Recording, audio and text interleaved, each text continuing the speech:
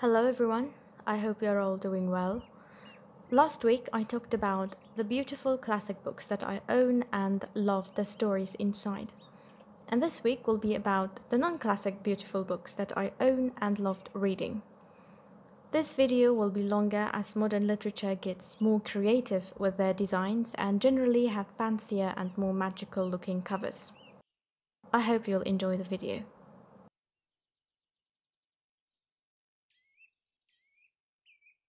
The first book is a historical fiction, Bluebird or the Invention of Happiness. It's based on the life of a French aristocrat, Lucy Dellen, who was one of the ladies of Marie Antoinette's court. And during the French Revolution, she was forced to flee the country and go to the newly independent America. I loved the book and Lucy much more after her travel to that country, and the life that she led in that farm they were living in. The cover of this book is very intriguing and beautiful. The spine is very well made as well, and the dust jacket removed, the book itself is very sturdy looking and nice to touch and hold. Next is Howling Castle. I am sure most of you have seen the movie, if not, read the book as well.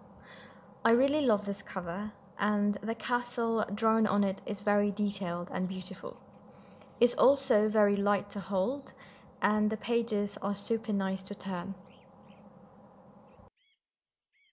And then we have another fantasy novel, The Emerald Atlas, which I don't remember where I got from. The illustrations on the cover are very detailed and they say much about the story inside. It's a beautiful fantasy novel with lots of magic in it and a lot of adventures.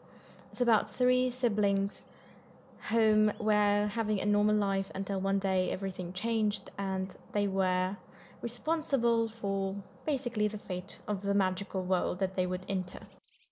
It's the first book of the Books of Beginning series. I don't have the other 2 copies. I read them as ebooks. Next is a very peculiar book, Miss Peregrine's Home for Peculiar Children by Ransom Riggs. I love this series a lot. I believe it's one of the most well-imagined fantasy worlds out there. The book itself is quite beautifully made, with many vintage photographs, which Ransom Riggs the author had collected and drew inspiration for some of the characters from, which I think is pretty cool. Some of these photographs are so weird, they are scary to look at, but at the same time, I think it's a very beautiful and a clever idea to put them inside the book. And then there is The Raven King, which is the 4th and last book of the Raven Cycle series by Maggie Stiefvater. The name itself is really good. Actually, the name of all the books in the series are very good and dreamy. And the cover is one of the most magical looking I have on my shelf. I can't say anything about this book except that it is like the cover magical. It is so beautiful and well made and fantastic. You feel as if you are in the story yourself. And it's so exciting you wouldn't be able to put it down until you finish it. I was really happy and glad to have read this story.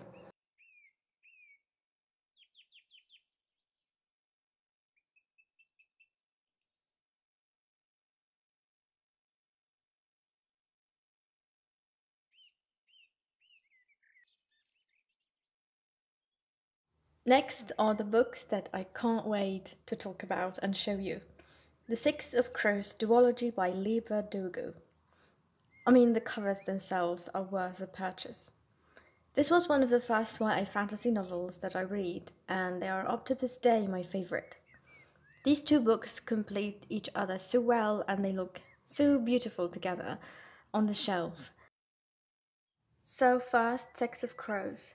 The cover itself is black and the first page is bright red, which is the same color as the title on the spine, which I think adds a nice touch to the look.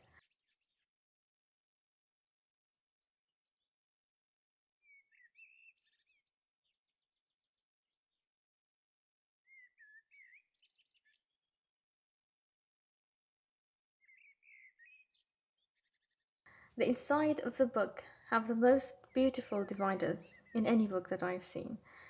Each looks like a hidden universe with the most fanciful and intriguing names. And the head of each chapter has the name of the character that we see the story from his or her perspective.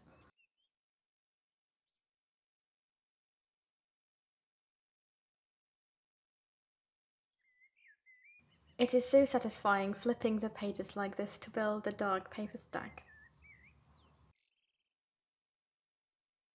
And of course, let's not forget the beautifully drawn maps on the beginning of the book. First is that of the Grecia verse, and the second is that of the Ice Court.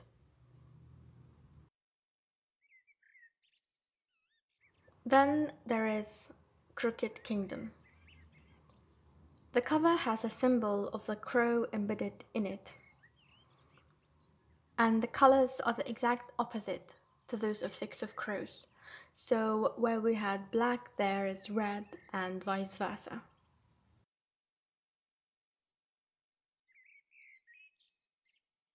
And again, there are these beautiful black dividers. The color black actually complements the whole book very well. It was very clever to use that color. And again, the red stained pages. And also the beautiful maps, first of the whole Grecia verse, like that of Six of Crows, and then a detailed map of Ketterdam itself, which is essential for the understanding of the story, or a better understanding of the story.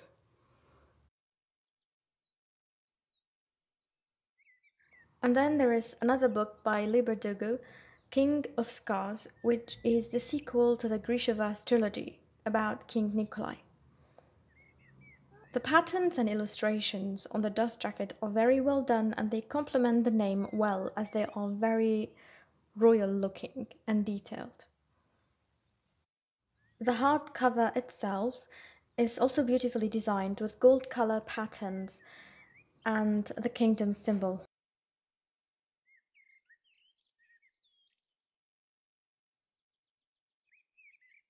There is again a map of the Grishaverse. I really love these maps. They are very well and beautifully done, and they have many details in them in this book. So I like to compare this map with the map of the previous books.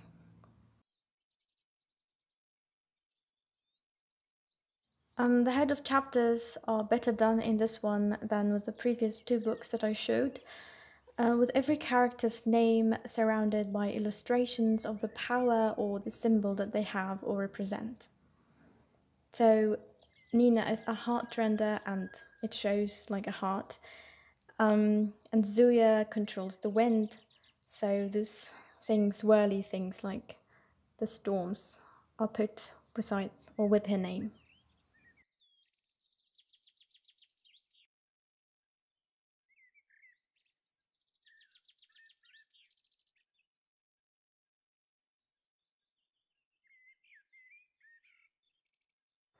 And lastly, I want to show you two beautiful books about the Second World War, both of which have special places in my heart: The Book Thief and The Nightingale.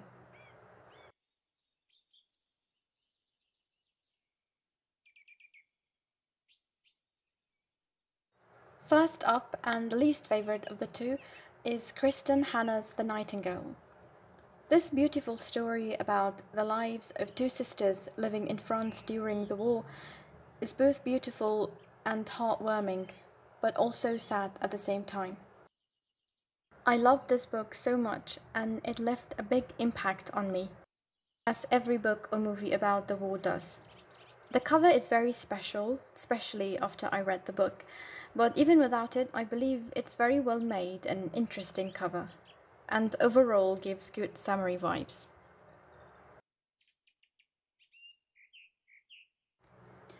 And now to the book that has stood on my shelf the longest, and whenever I would look at it would make me think about death and war and the beauty of life and books in general.